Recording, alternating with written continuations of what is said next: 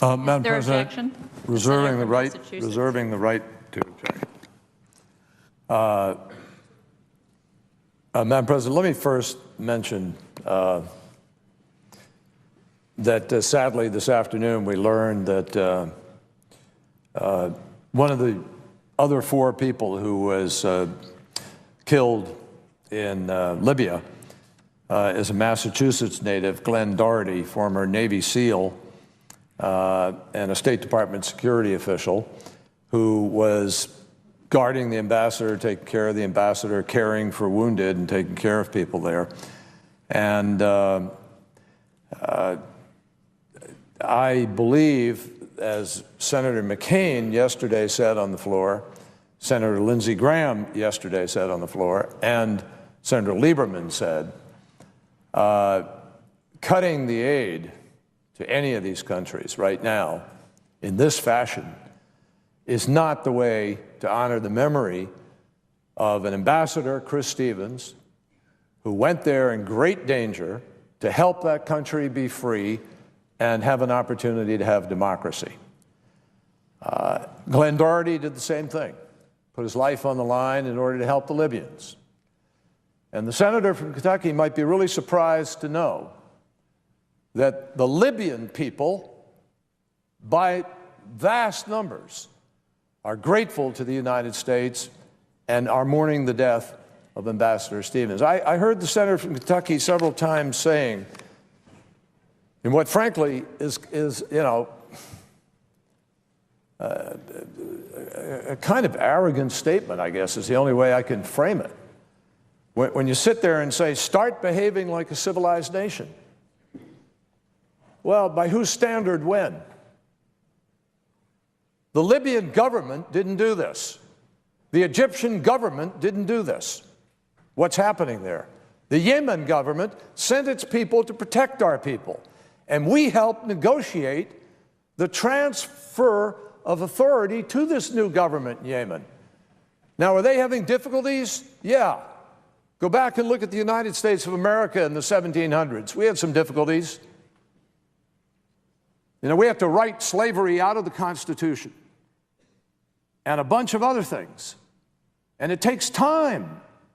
The arrogance of suggesting that we're going to judge whether or not they're civilized today or tomorrow because a mob or a bunch of militants take matters into their own hands would just be the most, sort of self-defeating, narrow effort you could possibly conceive of. Pakistan. I don't know. I'd ask the senator, has he ever been to Pakistan? Has the senator ever been to Egypt? I asked the senator, has the senator ever been to Egypt? The senator doesn't want to answer. I presume it means he hasn't been. He ought to go to Egypt and see what those people are struggling to do. That was a revolution in Tahrir Square.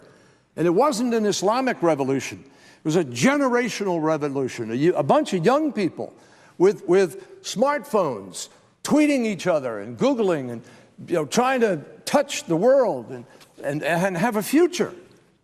He wants to cut off American assistance to these nascent democratic efforts. Whatever happened to the great commitment of the conservative movement in America to freedom and democracy and to help it develop? Just turn your back on it, pull the aid out. What the heck? Because we don't think they're civilized. I find this kind of stunning, when you say foreign countries that aren't friendly. The countries didn't do these things. Militant extremists, radical terrorists within those countries that those people are struggling to beat back. Right now in Pakistan, there are troops in the western part of Pakistan losing their lives, fighting extremists.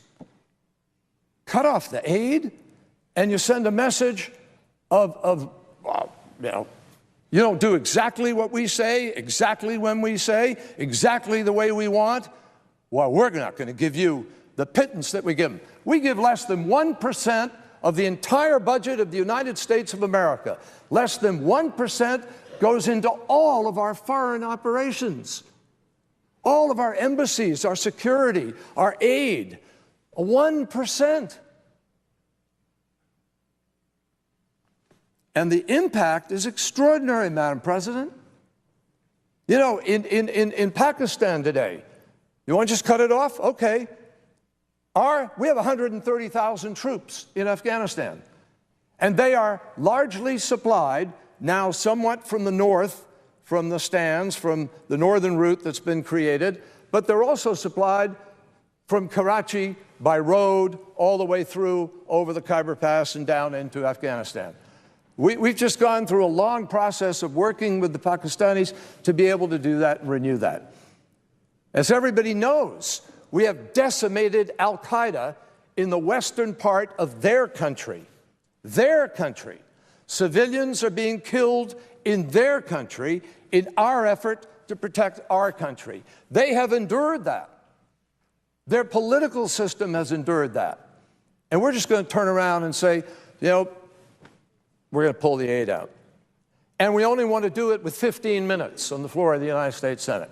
Here's a major policy consideration, and we just want 15 minutes because it's really that simple.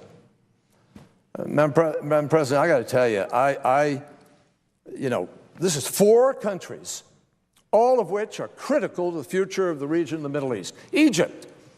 Egypt is an essential partner with respect to the potential of peace in the Middle East. 1/4 of the Arab world. I have been to Egypt many times. I have sat with the new president, President Morsi, and I have met with others engaged in this transformation. They are trying to be a legitimate democracy. Yes, some people won the election that we're not exactly on the same page with completely, but that's what happens in democracies. That's what happens when people vote. Are we not going to respect the democracy? So I just say to my friend from Kentucky, you know, there are just critical issues at stake here. We're not buying it. What we're doing is trying to help them to be able to make this transformation to a full-throated, full-blooded democracy that can respect its court system, respect its elected institutions. And it doesn't come easily. Their police were decimated in the course of the revolution, and there was corruption, and they're working to change that. There's a whole unbelievable transformation taking place. It's not going to be pretty. It is difficult. And there are a lot of unscrupulous people that we all know have hated us for a long time, who would love to get the upper hand. Pull out, you give them the upper hand. Stay there, you have an opportunity to do what Chris Stevens was doing, and Glenn Doherty, and a lot of other people, which is stand up for and fight for the interests of the United States of America, because we have real interests in those places. That's what this is about. So, first of all, it deserves more than 15 minutes. Secondly, it is not appropriate to do it on a veterans bill where we desperately need to get this help to our veterans. Do it in freestanding. Do it the proper way. Do it through our committee. Do it, we'll have a hearing. Happy to have that done properly. But this is not the way to do it, and this is not the moment to do it. And it would have a profoundly negative impact that could contribute to even more violence, not stem it, if that were our reaction. So Madam President, I do object and hope that at some point, happy to have this debate. It's a worthwhile one, but this is not the time and this is not the bill. I object. Objection is heard.